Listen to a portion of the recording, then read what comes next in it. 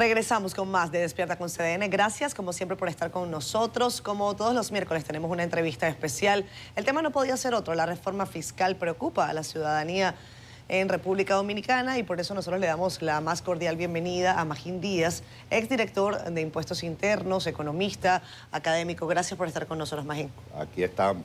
Buenos días. Listos para responder. Muy bien, Magín. Yo no sé por dónde vamos a comenzar porque ya se ha hablado de que se va a revisar y que se va a dialogar y a consensuar. ¿Por dónde comenzamos? Con el proyecto de modernización fiscal. Yo creo que hay que comenzar por el principio. No, pero ya estamos revisando. No, la primera pregunta es si se necesita una reforma o no. Yo creo que estamos de acuerdo todo el mundo, Magín. No necesariamente. O sea, esto se veía venir. Para mí la reforma más anticipada de la historia debió haberse hecho hace tiempo. Y hay algo que una parte de la sociedad no quiere entender, a mi juicio. Y es que la clase política decidió que el gasto público va a subir y que va a seguir subiendo. Entonces, un economista sensato ante esa realidad, porque el gasto público viene definido por los políticos, entonces hay que subir las recaudaciones. Entonces, aquí hay un problema estructural. El gobierno ha tratado de bajar el déficit, pero no lo ha bajado nada. El déficit es el mismo, el gasto va subiendo y los ingresos en realidad no están subiendo, no están aumentando por lo menos al mismo ritmo. Entonces, de ahí la necesidad de la reforma.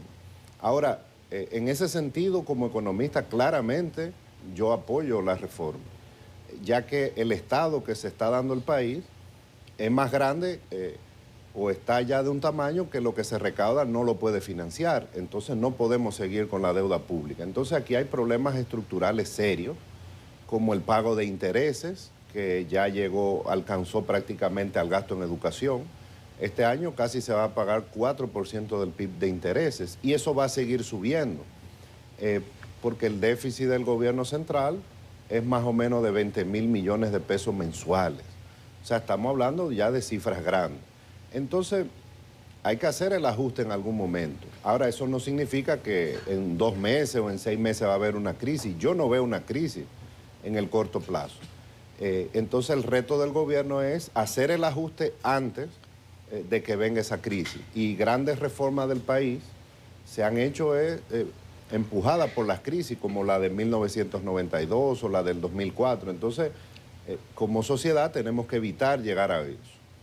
Esa es mi posición de por qué se necesita una reforma. ¿Y cómo evitamos llegar a una crisis, Magín, cuando se está agravando mucho a la clase media, se está agravando cosas que es imposible dejar de pagar, como la comida, como que te suban el impuesto al patrimonio? ¿Cómo es posible no llegar a una crisis? Bueno, no hay evidencia de que cuando se hace una reforma fiscal se provoca una crisis. Al contrario, muchas han ayudado a salir de crisis porque el beneficio de estabilizar las finanzas públicas y de la estabilidad macroeconómica compensa el costo inicial de la reforma. Ahora, lo que hay que entender es algo. El gobierno tiene un desequilibrio en sus cuentas desde hace más de 2 décadas, entonces ahora hay que sacar dinero de la población para equilibrar un poco las cuentas del gobierno. Eso significa que todos vamos a pagar más. O sea, ya yo he dicho varias veces últimamente, por el gobierno ha pasado gente muy inteligente y el problema no se ha resuelto. Esto es un problema difícil y si hubiera sido fácil, se hubiera resuelto hace tiempo. Esta es una ecuación que a los políticos no les gusta resolver, por eso la van posponiendo. Por eso el gobierno intentó subir impuestos en medio de la pandemia en el 2020, en el 2021 y también en 2022 y 2023 a través de normas de la Administración Tributaria Aduanera. O sea, aunque no pudo hacerlo, pero eso reflejaba la necesidad. Entonces todos tenemos que estar preparados para pagar más. Ahora tú tratas de suavizar un poco la reforma, de poner una que otra medida compensatoria, pero no hay forma de que esto no sea doloroso para una gran parte de la población. Y yo creo que el gobierno tiene que salir y explicar bien qué es lo que va a hacer para que la gente compre la idea de que va a pagar impuestos y va a estar mejor. Ese es el reto de la narrativa del gobierno que uno no la ve ahora mismo. Magín, el contenido que trae la reforma desmonta exenciones, pero no subsidios. Va a gravar sectores que no están gravados. Amplía de una manera general el ITEVIS si lo deja en 18% y además lo traduce al IVA, que implica una especie de desmonte logístico entre lo que es el ITEVIS y lo que es ingresar el IVA y además en la red electrónica, que esto pueda, digamos que, adecuarse de una manera no muy traumática. Eso va a ser un proceso en sí mismo. Pero además grava las inversiones, los depósitos, los certificados, los lleva de un día, los intereses de un día a un 27%. El IPI, pero ya la gente tiene el tema de las tasas de interés. El sector turístico dice que está impactado, el sector industrial dice que está impactado, el sector de zona franca dice que está dramáticamente impactado. ¿De qué manera se puede analizar este proyecto de reforma sin pensar que tal vez se le ha ido la mano al gobierno? Bueno, varias cosas. Primero, en monto no se le fue la mano. La propuesta del año 2021 era casi el doble que esta en tamaño. Este no es el tamaño de reforma que necesita el desequilibrio que hay en las cuentas fiscales. Entonces, bueno, que la población esté claro en algo, que el gobierno no lo va a decir. Este tamaño de reforma de 110.000, 120.000 millones no resuelve el problema fiscal. En un par de años vamos a estar hablando de lo mismo. O sea, lo que te manda un cálculo viendo las cuentas fiscales y el monto de los intereses y de la deuda es una reforma del doble. Y eso lo dijo Isidoro Santana el otro día. Entonces, ahora el gobierno eso fue lo que propuso en el 2021, pero fue una reacción muy mala, la retiró, pero aquella reforma era de 200.000 millones. En ese sentido, esta es más moderada. Ahora, que estemos claros, que en 2, 3 o tal vez en 4 años como mucho, hay que hacer otra, si el gasto público sigue subiendo. Entonces, en términos de monto, no es tan grande como la que el gobierno pretendía en el 2021. Entonces, ahora, otra cosa ya es las medidas que están ahí, que mucha gente puede estar de acuerdo y otras no. Por ejemplo, yo siempre he sido un fanático de la generalización del ITEVIS. Eso es lo que te enseñan en las buenas universidades, en teoría, ¿verdad? Porque el ITEVIS es un impuesto para recaudar, no para redistribuir ingresos ni para hacer justicia social. Eso se hace a través del gasto público. Entonces, el mecanismo de ITEVIS que se utiliza en el país es el equivalente a un subsidio generalizado. Para tú no gravar a los pobres, exoneras a todo el mundo, pero tú pierdes un ITEVIS de muchos segmentos de la población que lo pueden pagar. Entonces, bueno, ¿a dónde han ido los países? Vamos a generalizar lo más posible la base, vamos a compensar a los grupos más pobres, y ya está la tecnología para hacerlo, y bueno, la clase media sí va a pagar más, pero el Estado va a tener una mayor base de recaudación para dar mejores y más cantidad de servicios públicos. Entonces, ahora tal vez el error es subir de 0 a 18, es mucho, de exento a 18. Una alternativa es irnos con 2 tasas, por ejemplo, 8 y 18. Ahora, ¿por qué yo digo el 18? Porque yo trabajé mucho en gobierno. A ningún presidente le gusta soltar recaudación. Entonces ya el que paga 18 tú lo tienes agarrado. Porque hay mucha gente diciendo que eso hay que bajarlo. Bueno, tal vez se podría bajar 1 o 2 puntos, pero el gobierno tiene una meta recaudatoria. Ahora, si se logra generalizar lo más posible la base del ITEVIS, es decir, llevar el ITEVIS a lo que es correcto teóricamente, la ganancia de eficiencia de la economía por mejora en la administración, facilidad de recaudar, va a ser grande. Ahora la gente eso no lo entiende. Tú tienes que salir y explicar eso a la gente porque es una medida difícil de aceptar. La gente no entiende que si tú exoneras, exoneras un bien de ITEVIS, no pagan los ricos que sí pueden pagarlo. Entonces, esa es la filosofía del ITEVIS, que sea un ITEVIS generalizado. Y yo ahí estoy de acuerdo, y ahí fue que yo dije que la medida es valiente. Ahora, tiene otras medidas que no tienen como mucho pie ni cabeza. ¿Cuáles, por ejemplo? Por ejemplo, el IPI. El IPI, aquí hay un problema. pero serio. Este es el país que menos recauda impuestos a la propiedad inmobiliaria. Pero la distorsión es tan grande que si tú lo corriges de un año a otro, el impacto va a ser brutal sobre la población. Entonces, ahí yo haría un plan a 10 años, por ejemplo, para ir llevando la recaudación más o menos al promedio de América Latina, un plan a largo plazo. Eso no se puede corregir de un año a otro. Yo creo que los primeros días pasó desapercibido, pero ya la gente se dio cuenta. Aquí se graban los intereses al 10%. Eso viene desde el año 2012. Los intereses, eso mucha gente lo ve como un impuesto al ahorro. Los intereses son ingresos que reciben las personas que en todos los países forman parte de la base imponible. Ahora, muchos países, como el nuestro, decidió grabarlo a una tasa baja y definitiva. Ahora se estaría llevando a 25 o 27%, porque se sumaría a los salarios que tú recibes, por ejemplo, a la base imponible. Eso es un salto muy brusco. Ahora, se usa mucho ese tema en los países desarrollados, pero la contraparte en los países desarrollados es que te graban los intereses a la misma tasa de los salarios, por ejemplo, pero tú tienes numerosas deducciones. Si tú eres casado, si tienes hijos, si tienes préstamo, te lo puedes deducir para fines de impuestos. Entonces, me parece que en el caso de aquí es un error. Entonces, hay cosas de la reforma que hay que revisar. Otro gran error es que se trata a todos los incentivos por igual. Vamos a eliminarlo todo de golpe. Pero hay incentivos bien diseñados, como Proindustria, por ejemplo. Ese es un incentivo que se diseñó de acuerdo a las mejores prácticas. Se da depreciación acelerada, crédito por inversión, el gobierno no perdona el impuesto sobre la renta, esas empresas siguen pagando impuestos sobre la renta. Entonces ese se quiere eliminar. Entonces yo creo que no hay necesidad de hacer una eliminación total de todas las leyes. ¿Va a haber turismo en Pedernales o en ese tipo de zonas si no hay algún tipo de incentivo fiscal? Probablemente no.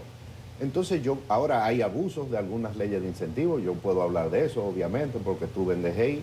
Lo que hay es que ver las partes de esas leyes que se pueden controlar, moderar los incentivos en algunos casos que ya tienen muchos años, pero no necesariamente quitarlos de golpe.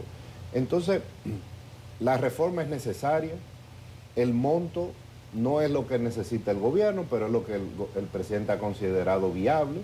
Eso no resuelve el problema fiscal, pero en el detalle de la reforma habría que arreglar muchas cosas. Oye, muchos economistas plantean que el gobierno se fue por la vía fácil al momento de simplemente aumentar los impuestos y que ha dejado de lado el tema de la eficiencia en su recaudación y sobre todo el tema de combatir la evasión, que bien sabes de eso. En ese sentido, ¿por qué el gobierno estaría dispuesto a pagar el costo político de una medida impopular y en teoría no le es rentable hacer algo que en el tiempo pueda permitirles recaudar lo que se proyectaba? Mira, yo quisiera decir la respuesta que tú quieres oír, pero tengo que ser sincero. No hay medidas de administración tributaria o de lucha contra la evasión que resuelvan el problema fiscal con la magnitud del que tenemos.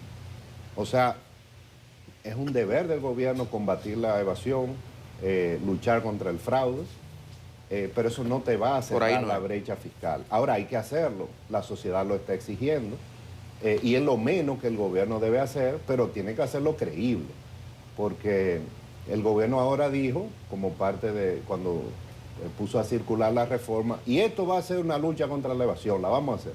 ¿Por qué no le hiciste estos 4 años? Esa es la primera pregunta. Entonces, ¿qué pasó? Bueno, eso no es popular, hacer una lucha contra la evasión y el fraude. A mí me tocó hacerla, pero no se le dio continuidad. Entonces ahora van a tener que retomar eso porque la misma sociedad lo está pidiendo. Ven acá, aquí hay un problema de evasión y el más evidente ha sido el de los chinos, que el gobierno tuvo que reaccionar ante la presión de más de 30 gremios que se unieron porque ya no era fraude, era una burla.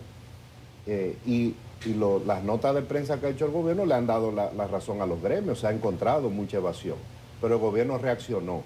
Ahora el reto es que esa lucha contra la evasión que el gobierno ha dicho que va a hacer, pues tenga credibilidad, porque hasta ahora realmente no la tiene, porque en 4 años no se hizo mucho.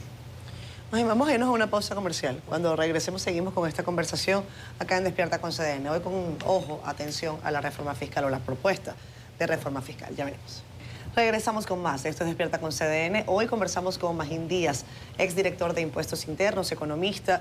Le hacemos varias consultas sobre esta reforma fiscal que preocupa a la gente. La clase media está resentida definitivamente con la propuesta de reforma y probablemente lo siga estando hasta tanto se aclare cómo se le entra el agua al coco, hasta tanto sepa cuánto le va a costar a sus finanzas mensuales, a sus gastos, etcétera, lo que esto va a conllevar. Se habla de 7 productos de la canasta básica que están exentos de ITEVIS. Sin embargo, eso no quiere decir que no vayan a subir de precio. Acláreme usted si esto debe ser considerado de esta manera para la gente y si hay alguna forma en que la clase media pueda de alguna manera organizarse o sentir que no está tan afectada o tan cargada con este tipo de reforma fiscal. Mira, lo bueno de estar fuera del gobierno es que uno puede decir las cosas, porque en el gobierno, bueno, hay que decir medias cosas, ¿no?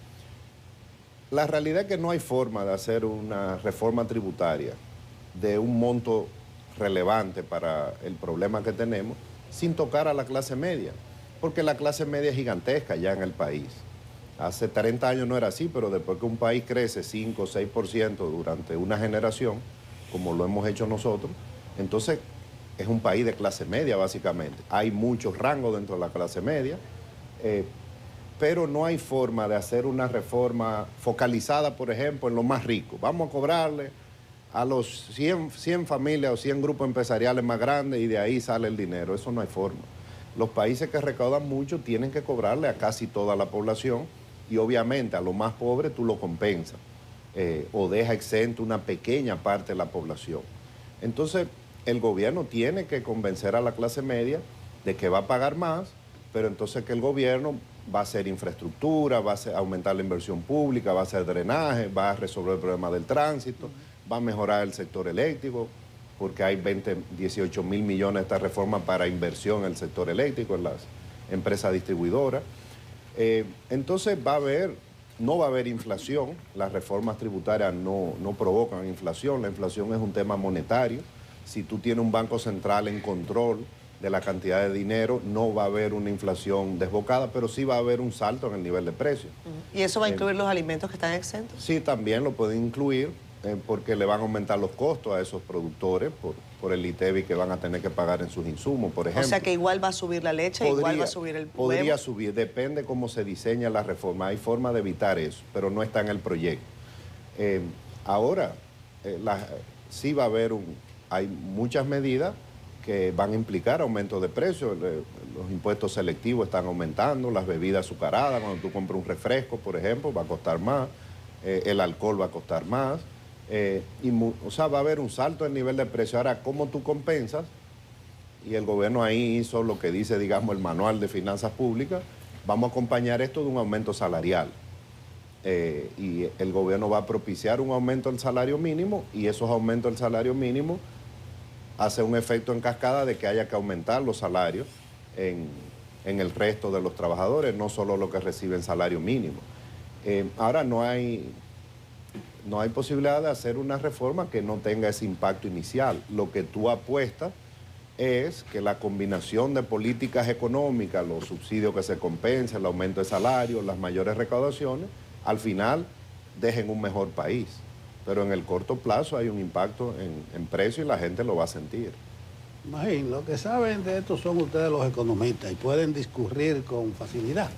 Desde el punto de vista de un comunicador, por lo que uno está viendo de las reacciones masivas de todos los sectores, parece que no hubo estudio previo, parece que no hubo consulta, parece que no es para corregir los entuertos de la economía, por 2 razones. Entre los 7 capitulitos donde van a ir los 120.000, 112, el último es el del Banco Central, que le van a inyectar algo. Pero yo digo, y la informalidad, esto se encamina a reducir el peso que tiene en el PIB. Entonces yo no veo que se tratan de corregir distorsiones de la economía. Bueno, lo que pasa es que ¿cuál informalidad? Hay varias. Bueno, Hay una informalidad, una parte de la informalidad es una economía de subsistencia. A esa esa es rígida, esa te la produce el modelo económico, el bajo nivel de la educación, por ejemplo. Esa informalidad es de largo plazo. Ahora, hay una informalidad que es, por ejemplo, el que hace fraude tributario. A eso sí se puede atacar con política de Estado, ¿verdad? Vamos a atacar la evasión. Entonces hay distintos tipos de informalidad. Una parte está vinculado al tema de la educación en el país. Entonces hay problemas estructurales que en estos 4 años no ha habido grandes avances. La informalidad es uno, el sector eléctrico es otro. Entonces, para vender esta reforma, el gobierno tiene que tener un buen plan en el sector eléctrico, porque si no, vamos a seguir en esto con un déficit eterno en el sector eléctrico. O sea, no. Hay un mejor plan en educación. Vamos a ver, entonces, ¿qué medidas tú puedes hacer para formalizar? Por ejemplo, mucha gente se quedó esperando el monotributo para ayudar a las empresas pequeñas, a las MIPYME, para que hagan un solo pago por impuesto y seguridad social. De hecho, eso es lo que yo esperaba para las pequeñas empresas. Entonces, bueno, hay muchas cosas. Ahora, la prioridad que tiene el gobierno es que quiere gastar más. Eso hay que tenerlo claro, porque fíjate que toda la recaudación se va a ir en el aumento de gastos que ya el gobierno anunció. Entonces, el menor de los males es tratar de buscar más ingresos por la vía de las recaudaciones, porque si no sería endeudarse más. Y algún día ya no nos vamos a poder endeudar más, y ahí entonces habría una crisis fiscal y de deuda. Pero ¿de qué forma, Magín, puede el gobierno comunicar? Tú que has insistido mucho en eso, en nuestra conversación, de que nos dio la reforma pero no la ha sabido comunicar. Pero a mí me gustaría saber de qué forma podría el gobierno comunicar que eso va a mejorar, lo que tú acabas de mencionar, la educación, la salud, que yo voy a poder dejar de pagar un seguro complementario porque voy a ir a un hospital de segundo nivel que tenga calidad. ¿Cómo lo comunica? Bueno, tiene que mostrar hechos también. Y hay sectores que no se puede mostrar mucho, como el sector eléctrico. Y bueno, por eso designaron a Celso Marrancini para, bueno, que venga otro enfoque al frente de las empresas distribuidoras. Ahora la gente tiene que creer, por eso yo escribí en el Caribe el otro día, esto es un salto de fe. Pero la historia no nos deja creer. Bueno, pero entonces ahora existe lo que se llama el control social, y es exigirle al gobierno que realmente mejore. O sea, aquí hay un tema, por ejemplo, de comunicación, en el sentido de que se han anunciado muchos ahorros en el gobierno, hemos fusionado, vamos a fusionar instituciones, lo hemos hecho, hemos eliminado instituciones, pero el gasto está subiendo, no está bajando. Entonces, sabemos que la nómina está abultada, pero lo primero que se dijo cuando se anunció las medidas de eficiencia de gasto, aquí la nómina no va a bajar, cada empleado tiene su puesto seguro. Entonces, bueno, el economista Andy Dawager dijo, pero me están tomando el pelo, porque el gasto va para arriba, no para abajo, y la nómina va para arriba, el gasto en publicidad va para arriba. Entonces, bueno, hay que pedirle cuenta al gobierno. Ahora, cómo funciona la democracia es que se elige un gobierno, este gobierno tiene un mandato, pero ellos son los que deciden qué hacen o no con el gasto. Lo más que podemos hacer, lo que estamos afuera, es alertar, decir, criticar y exigir al gobierno que haga lo mejor posible. Entonces, por eso es un reto. Yo creo que una parte de la sociedad fue ingenua cuando hubo el cambio de partido en el año 2020, que pensó que iba a venir gente nueva y te iban a bajar los impuestos, se iba a resolver el problema eléctrico. No, son problemas estructurales serios. Y además, y yo creo que de manera inteligente, básicamente la política económica es la misma. La economía no se está manejando mal, es el mismo Banco Central, es la misma política de deuda pública. El presupuesto es más o menos igual que se maneja. Entonces, hay que ya atacar los problemas estructurales, pero hay que hacerlo de manera inteligente, y hay un reto que esta va a ser la primera reforma en la época ya grande de las redes sociales. La última reforma fue hace 12 años, no había esa penetración de las redes, y los países que han hecho reforma en esta época no les ha ido muy bien. Le pasó a Colombia, pero también a Ecuador. en Chile. Entonces eso es un reto y por eso es que el gobierno tiene que construir una narrativa que sea creíble para tratar de convencer a la gente. Magín, los desmontes de las exenciones. El gobierno no ha hablado de los subsidios, el subsidio al sector eléctrico y a los combustibles, el subsidio social. No ha dicho cómo va a manejar los subsidios y evidentemente que el sector eléctrico es una gran interrogante. ¿Cómo? Bueno, pero no ha dicho, pero con esta reforma habría que aumentar los subsidios, porque tú no puedes generalizar el ITEVI sin aumentar la ayuda a los más pobres. Y ahí eso va a costar 15 o 20 mil millones más. O sea, si tú quieres generalizar el ITEVI para tener 80 o 90 mil millones más, tienes que calcular que tú tienes que dar 15 o 20 mil millones, porque si no, la gente no va a aguantar. Habrá gente más pobre. Exacto. Entonces, de hecho, esta reforma refuerza ese aumento de los subsidios, no va para atrás. Y en el caso del sector eléctrico, claramente ese subsidio no va a bajar. Puede anunciarlo, pero no va a bajar. ¿Por qué? Porque no se invirtió mucho en los últimos 4 años, entonces se han deteriorado las empresas y por eso el gobierno ha dicho, tengo que darle 18 mil millones más para inversión. Entonces, estamos atrapados en el sector eléctrico. Si hay una mejora en la gestión, digamos, y se ahorran 300 millones de dólares en el lado corriente, pero por otro lado hay que darle 300 más. ¿Qué pasó con el déficit? Se quedó igual. Quedó igual. Entonces, en los próximos años el déficit es rígido completamente del sector eléctrico. Ese es un reto, pero a pesar de que no ha dicho nada de eso de los subsidios, independientemente de que la sociedad sepa lo que va a pasar, hay sectores que se van a ver dramáticamente afectados y es lo que ellos mismos dicen. Zona franca, turismo, industria.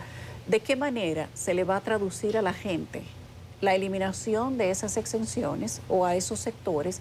Y si esos 3 sectores o 4 con cine van a poder impulsarse de alguna manera sin tener esas exenciones. O sea, en sentido llano, ¿qué va a pasar después de que se lo quiten? Bueno, primero yo no creo que se van a quitar completamente. Ahora hay sectores que si se quita completamente no son rentables para nada. El cine es el principal ejemplo. El turismo no va a colapsar, como ellos han dicho, pero uno se pregunta, ¿vendrán inversiones a Pedernales, a la zona menos desarrollada? Probablemente no. Y lo que queremos es desarrollar esas zonas que están rezagadas. El crecimiento no ha llegado mucho a esa zona del sur, por ejemplo. Entonces, yo creo que hay que llegar a un acuerdo, ver las partes que ya se agotaron de esas leyes, pero no desmontarlo completamente. Y yo no creo que la idea del gobierno es hacer colapsar la economía. Tal vez fue una estrategia de negociación para entonces llegar a un punto intermedio. Como yo dije, algunas empresas han abusado de esas leyes, eso hay que controlarlo. Y moderar algunas leyes, pero no tumbarlo completamente. Ahora, hay sectores como el cine que se va, porque funcionan en base a eso, porque en el mundo así es que funciona. Los países incentivan para atraer inversión extranjera de esos grandes estudios, por ejemplo. Hay una ley pequeña de la industria textil, que si se va ahí, la mayoría son pequeñas empresas, si tú le quitas el incentivo, van a desaparecer. Entonces eso es lo que el gobierno tiene que evaluar. Uno va tomando experiencia. Entonces, tal vez hace 20 años yo hubiera hecho una reforma así de choque, pero ya aprendí que las cosas se tienen que hacer gradual, porque tú tienes que... La reforma no es económica solamente, tú tienes que hacerla política y socialmente viable. Y esta no parece serlo. Imagín, la Ley 1-12, Estrategia Nacional de Desarrollo, ordenaba un pacto fiscal y se puso en los preámbulos de la reforma del 2012 y en los amagos de intento de reforma del 20, del 21 que señalaste. ¿Podemos considerar que esta propuesta de modernización fiscal del gobierno de Luis Abinader es ese pacto fiscal?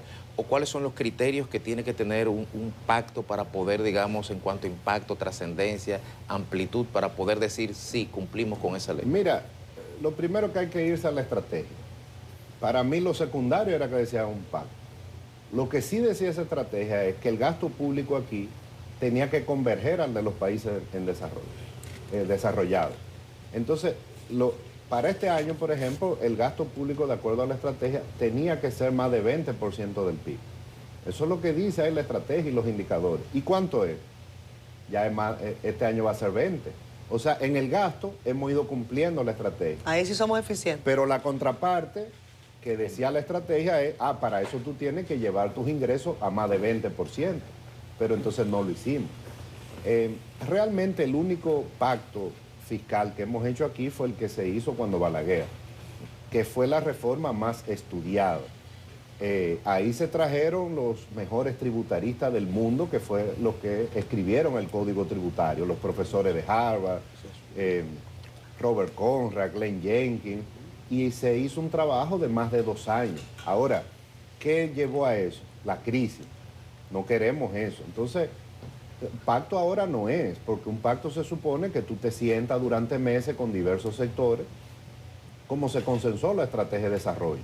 Entonces, no, el gobierno no se ha sentado con nadie y no se quiere sentar porque la mandó al Congreso, vayan al Congreso. Entonces, el espíritu de la estrategia de desarrollo es, vamos a hacer algo bien estudiado, bien documentado, con impacto, estudios de impacto, pero eso, la realidad es que no se ha hecho. Y esto es la reforma del gobierno. Se nos acabó el tiempo. La entrevista, ¿Tan rápido? Sí, Wow. pero la entrevista continúa. La vamos a tener en el periódico El Caribe en su versión impresa y también, por supuesto, en su versión digital, periódico en el que usted también tiene una columna. Y muchísimas gracias por estar acá con nosotros. A mí se me quedó una, es si usted está de acuerdo con Andy Daguarre sobre el pago de 3.5% de ingresos brutos que él considera, que con eso No. se recupera. Dímelo, ¿sí o no? No. Ok, lo ampliamos en el periódico. Gracias, Magín ¿Cómo Díaz, no? exdirector de Impuestos Internos. Gracias por estar con nosotros. Regresamos a pausa.